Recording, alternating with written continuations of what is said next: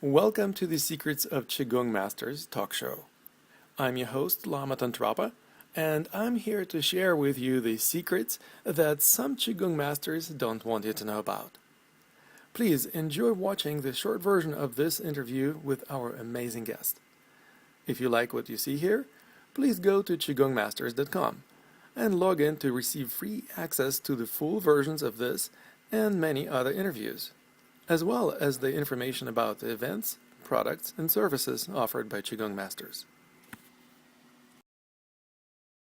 Also, another element that you mentioned, the Kundalini meditation. What is that like? I mean, I understand that Kundalini yoga is a part of the Sikh spiritual tradition. So, is it something that you tap into, or it's an experience. The journey of how I actually began to have a Kundalini meditation as part of my program did not happen overnight.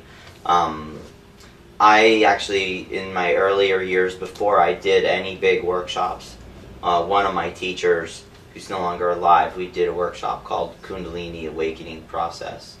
And I designed a manual for him based on his techniques.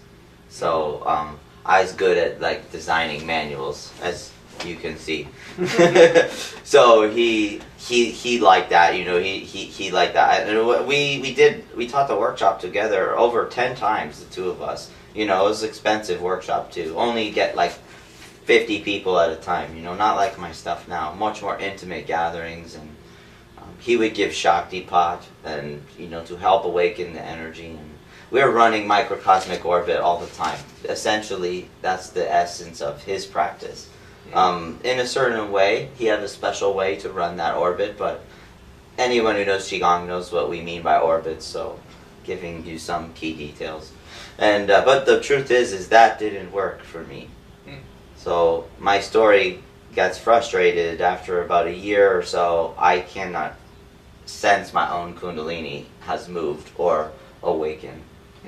So I found another teacher, and that teacher said Kundalini was like a divine blessing. The way they explained it was and I later learned, now my thinking is Holy Spirit that people encounter in church and temple and different religious settings where they do not really know what's happening when they're shaking, filled with spirit. It's like a religious phenomenon, happens all over the world.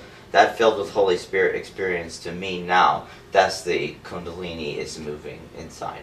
And but God initiates that experience. To me, that's my current understanding of Kundalini. Why I wasn't able to awaken it through just the technique alone, because I was trying to use just the technique alone to awaken, like a manipulation technique. And I have since learned that path to awaken Kundalini is maybe impossible, or maybe for someone else, but for me, the real way was the surrender.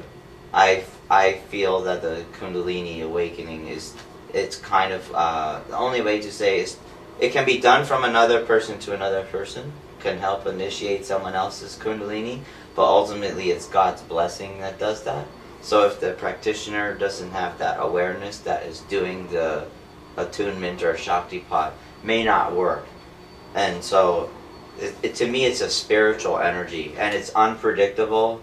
It's not always known what Kundalini will do, but I have never really seen a negative case of Kundalini syndrome from my students doing the practice, even though they might be shaking a little bit after the meditation is over, the energy is running real strong, or there's like a flame in the spine, or they're hot.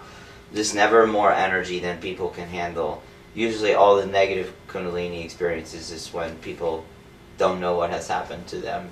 It's like they have no knowledge that there's been an activation inside. Thank you for taking a few minutes to watch the short version of this interview. I hope you liked it, and now we'll take advantage of my invitation to enjoy the full version of this and many other episodes of our talk show. Please go to qigongmasters.com and log in to receive free access to the secrets of Qigong Masters, as well as the information about the events, products, and services that will transform your life and empower you to live your dreams.